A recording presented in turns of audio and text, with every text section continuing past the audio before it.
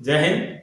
आज हम SRK academy की तरफ से हमारे सीजी पुलिस के लिए नया बैच स्टार्ट कर रहे हैं जो आप 26 फरवरी से स्टार्ट होगा। तो आज हम लोग बताएंगे कि छत्तीसगढ़ पुलिस में आपको क्या क्या सामान्य ज्ञान में पढ़ना है रहता है और कौन कौन से क्वेश्चन कैसे आते हैं, कौन कौन सा टॉपिक रहता है। तो हम स्टार्ट करते हैं। बट सबसे पहले आपको ये पता रहना चाहिए कि इस जो आप जाने वाले हैं पुलिस में, तो पुलिस कौन होता है, कहाँ उसका कार्य क्या है। तो सबसे पहले अगर हम देखें हमारे कॉन्स्टिट्यूशन के हिसाब से पुलिस का जो वर्क है लॉ एंड ऑर्डर को मेंटेन करके रखना। क्या है? लॉ एंड ऑर्डर को मेंटेन करके रखना। और जो पुलिस का जो काम रहता है, जहाँ पे जो सिविलियन हो गया तो झड़प हो गए तो वहां पे जाके शांति प्रदान करना। तो सी जो पुलिस होता है एक तरह से अगर हमारे कॉन्स्टिट्यूशन के हिसाब से देखा जाए तो स्टेट का सब्जेक्ट है। क्या किसका सब्जेक्ट है? स्टेट गवर्नमेंट के लिस्ट के अंदर आता है। तो कॉन्स्टिट्यूशन में 7th शेड्यूल है जो आपको पढ़ना रहता है। 7th शेड्यूल में जो स्टेट है वो स्टेट का पावर किसके पास रहता है? स्टेट गवर्नमेंट के पास रहता है। तो हमारे छत्तीसगढ़ में स्टेट जो पुलिस कांस्टेबल का भर्ती हुई है तो वो हम देखेंगे कि कैसे करके हम लोग यहाँ पढ़ेंगे। तो अगर हम लोग छत्तीसगढ़ गवर्नमेंट को देखें, छत्तीसगढ़ को देखते हैं, तो छत्तीसगढ़ को देखते हैं तो हमको इसका लॉ एंड ऑर्डर को मेंटेन करने के लिए, लॉ एंड ऑर्डर को मेंटेन करने के लिए, या फिर आपका वो आप बोलते हैं कि जितना भी शांति बना के रखने के लिए हमको क्या है, पुलिस की जरूरत पड़ती है। और ये अगर देखा जाए छत्तीसगढ़ को एक नवंबर जो छत्तीसगढ़ है 1 नवंबर 2000 को बना था, मध्य प्रदेश से विभाजित हो गए। ठीक है ना? मध्य प्रदेश रीऑर्गेनाइजेशन एक्ट 2000 के अनुसार अगर हम लोग अपने छत्तीसगढ़ को देखते हैं तो हमको पाएंगे कि यहाँ पे कितने राज्यों से घिरा हुआ है।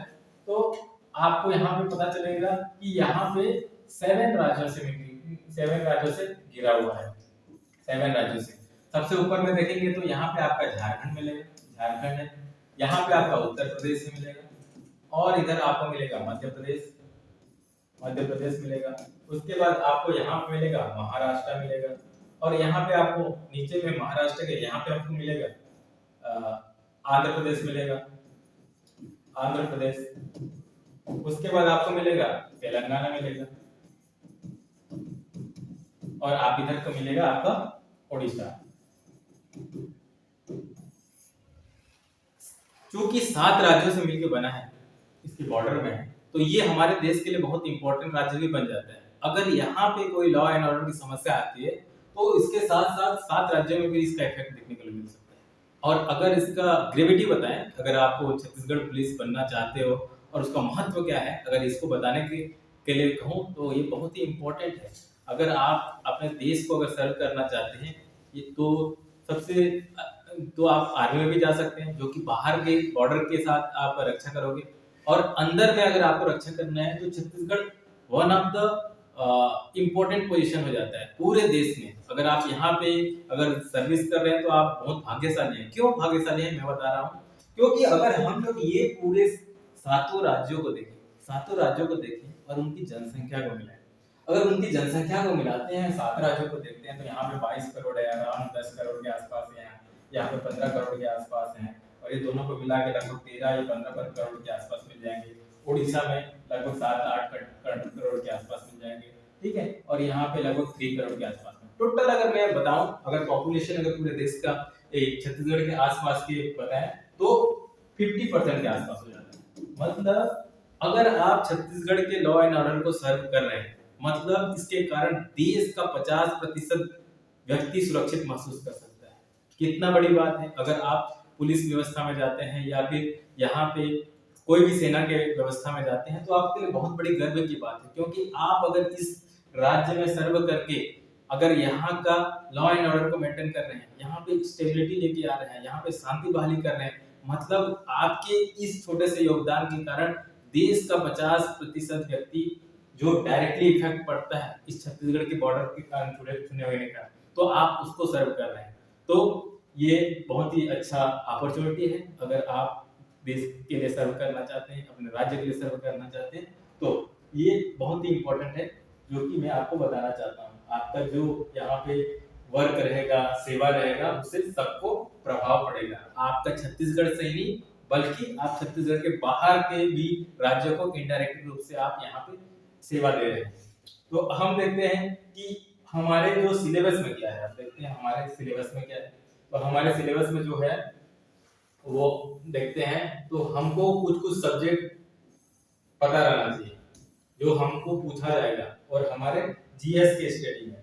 जैसे कि मैंने अभी जस्ट बताया आपको, जीएस का ही नॉलेज है कि को कितने राज्य रहते हैं, कितने राज्य से जुड़ा हुआ है छत्तीसगढ़, आसपास के पड़ोसी राज्य के चीफ मिनिस्टर कौन है। ये बेसिक क्वेश्चन है जो आपके एग्जाम में आएंगे। कोई नया राज्य के नया गवर्नर बन गए, वो क्वेश्चन में डायरेक्ट आएंगे, ठीक है। और आसपास जो भी इवेंट हो रहा है जिससे आपके लॉ एंड ऑर्डर को प्रभाव पड़ता है, या फिर शांति या फिर सद्भावना को जहाँ पे प्रभाव पड़ता है, वो हर एक न्यूज इंपॉर्टेंट हो जाता है। तो हमारे जो एग्जाम में 50 नंबर का क्वेश्चन आएगा, हमारे एग्जाम में कितना 50 नंबर का क्वेश्चन आएगा, 50 क्वेश्चन आएंगे, 50 मार्क्स का रहेंगे ये पूरे एग्जाम में। और उसके लिए जो सिलेबस जो निर्धारित किया है वो बहुत ही बृहद है। और सबसे पहला जो इम्पोर्टेंट जो आपको पढ़ना रहेगा वो है संविधान के बारे में पढ़ना पड़ेगा आपको। सबसे पहला आपको क्या पढ़ना पड़ेगा, संविधान। आपके सिलेबस में इम्पोर्टेंट है संविधान। संविधान में बहुत सारे आर्टिकल होंगे, उसको पढ़ना पड़ेगा। बहुत सारे संस्थाएं होंगे, संस्थाएं जैसे इलेक्शन कमीशन एक संस्था है जो निर्वाचन आयोग। दूसरा आपके पास कैग एक होता है, controller and auditor general of India पढ़ना पड़ेगा आपको। सीबीसी पढ़ना पड़ेगा, चीफ इंफॉर्मेशन कमीशन पढ़ना पड़ेगा। तो बहुत सारे संविधान के बारे में पढ़ना पड़ेगा, संविधान के आर्टिकल पढ़ना पड़ेगा जो कि बहुत सारे इंपॉर्टेंट हो, डायरेक्टली क्वेश्चन आते हैं। संविधान के जो अधिकार पढ़ना पड़ेगा, मूलभूत अधिकार, जैसे कि आर्टिकल जो अनुच्छेद हो गया 14, अनुच्छेद 19, अनुच्छेद 21, 25, ये जो है अनुच्छेद 44, ये बहुत सारे हम लोग को अनुच्छेद पढ़ना पड़ेगा संविधान में। जैसे आर्टिकल 14 बोलता है क्या है, समानता का अधिकार, सब समान रहेंगे। 19 बोलता है कि स्वतंत्रता का अधिकार, ठीक है, फ्रीडम ऑफ एक्सप्रेशन बोलता है, अभिव्यक्ति का अधिकार बोलता है। आर्टिकल 21 में लिवलीहुड का अधिकार, मतलब जीने का अधिकार के बारे में बात करते हैं। आर्टिकल 25 आपका क्या होगा, स्वतंत्रता होगा, आप जो भी धर्म को फॉलो कर सकते हैं उससे बारे में।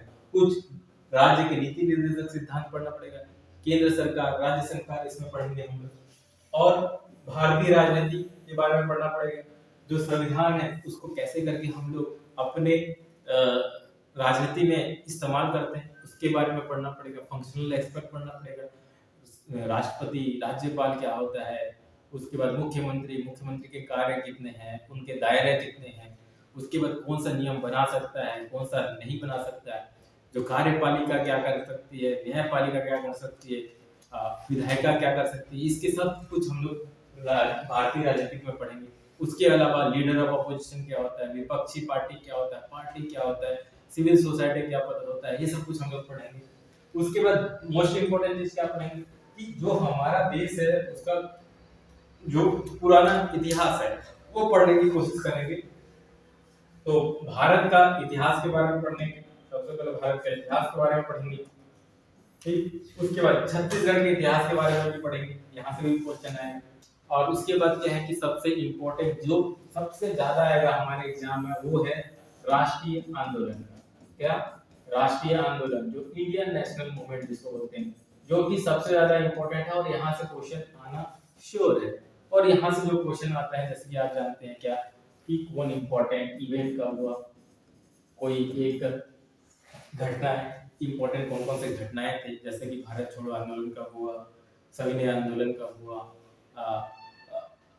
कॉर्पोरेशन सिविल डिसोबीडिएंट मूवमेंट का हुआ, ठीक। उसके बाद कुछ कुछ पर्सनालिटी के बारे में पता चलेगा, उनके बारे में इम्पोर्टेंट जो नेता है उनके बारे में पता पढ़ेंगे, जैसे कि जवाहरलाल नेहरू, महात्मा गांधी, सुभाष चंद्र बोस, भगत सिंह, ठीक है, डॉक्टर बी.आर. अम्बेडकर, इनके बारे में पढ़ेंगे। तो राष्ट्रीय आंदोलन में उनका क्या क्या भूमिका निभाई, ये चीज पढ़ेंगे।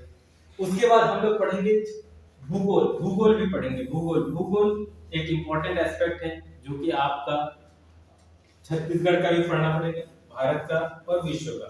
तो विश्व, भारत और छत्तीसगढ़ के लिए जो प्राकृतिक भूगोल है, जो फिजिकल ज्योग्राफी है, उसको सब पढ़ेंगे, उसका बेसिक कॉन्सेप्ट पढ़ेंगे। प्लस साथ में छत्तीसगढ़ और भारत के जो फिजियोलॉजिकल स्ट्रक्चर, मतलब जो प्राकृतिक भूभाग है, उसके बारे में भी हम लोग पढ़ेंगे। उसके बाद नेक्स्ट टॉपिक जो रहेगा वो है भारतीय अर्थव्यवस्था। तो अर्थव्यवस्था मतलब क्या है? अर्थ मतलब मनी, पैसा। उसके उसके व्यवस्था मतलब सिस्टम कैसे बनाए तुम, तो जो मनी का सर्कुलेशन कैसे है या फिर पैसे का कैसे करके हम लोग उसका यूज कर रहे हैं, उसकी कौन कौन से कॉन्सेप्ट है वो पढ़ेंगे। ठीक है। तो डेवलप कंट्री, जो आप विकसित देश, विकसित भारत जैसे आप सुनते आ रहे हैं, बनाना चाहते हैं, विकासशील देश, ग्रोथ, विकास, जीडीपी, ग्रॉस डोमेस्टिक प्रोडक्ट हो गया। उसके बाद जीएनपी पढ़ेंगे, महंगाई पढ़ेंगे जिसको इन्फ्लेशन बोलते हैं। उसके बाद करंट अकाउंट डेफिसिट पढ़ेंगे, बैलेंस ऑफ पेमेंट पढ़ेंगे, बीओपी जो बोलते हैं। तो ये सब कुछ जो पढ़ेंगे वो आप अर्थव्यवस्था में पढ़ेंगे। उसके बाद नेक्स्ट जो चीज रहेगा वो है सामान्य विज्ञान।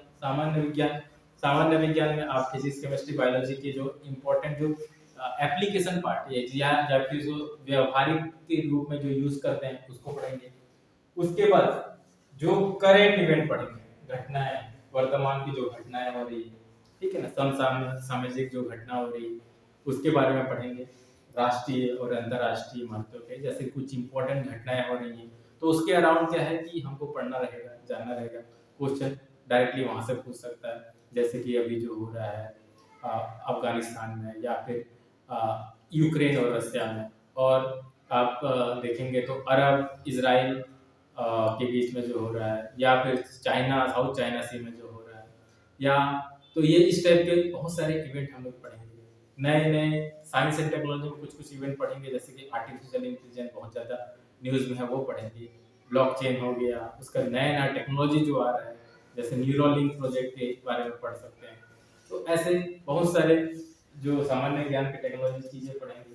राष्ट्रीय और अंतर्राष्ट्रीय के महत्वपूर्ण इवेंट पढ़ेंगे, जैसे कि अभी जैसे इलेक्शन हो रहा है, पूरे पूरे इंडिया में हो रहा है, पूरे वर्ल्ड में जो इलेक्शन चल रहा है, जैसे कि इस साल को कहा जा रहा है कि मतलब इलेक्शन का पूरा ईयर ही है। इम्पोर्टेंट बड़े बड़े देश में जैसे इलेक्शन हो रहे हैं तो नए प्रेसिडेंट कौन बन रहे हैं, नए प्रधानमंत्री कौन बन रहा है, वे जो डायरेक्ट क्वेश्चन आता है वो सब कुछ को हम लोग पढ़ेंगे। तो इस तरीके से हम लोग कोशिश करेंगे कि जो पुलिस का जो सिलेबस है उसको कंप्लीट करने की कोशिश करेंगे, जिसमें हम लोग राजनीतिक विज्ञान और संविधान पढ़ेंगे, छत्तीसगढ़ और भारत का इतिहास पढ़ेंगे, पुराने काल से लेके मध्यकालीन से लेके वर्तमान काल तक। सबसे ज्यादा हम लोग फोकस देंगे राष्ट्रीय आंदोलन को। उसके बाद हम लोग भूगोल पढ़ेंगे, विश्व का, भारत का और छत्तीसगढ़ का भूगोल पढ़ेंगे। उसके बाद हम लोग पढ़ेंगे भारतीय अर्थव्यवस्था पढ़ेंगे, कौन कौन सा अर्थव्यवस्था है, पूंजीवादी, साम्यवादी, ये सब पढ़ेंगे। उसके बाद सामान्य विज्ञान के जो एप्लीकेशन पार्ट में जो क्वेश्चन है वो पढ़ेंगे। और लास्ट में हम लोग क्या पढ़ेंगे, कौन कौन सा करेंट अफेयर और स्टैटिक के जो इम्पोर्टेंट जीके हैं वो पढ़ेंगे।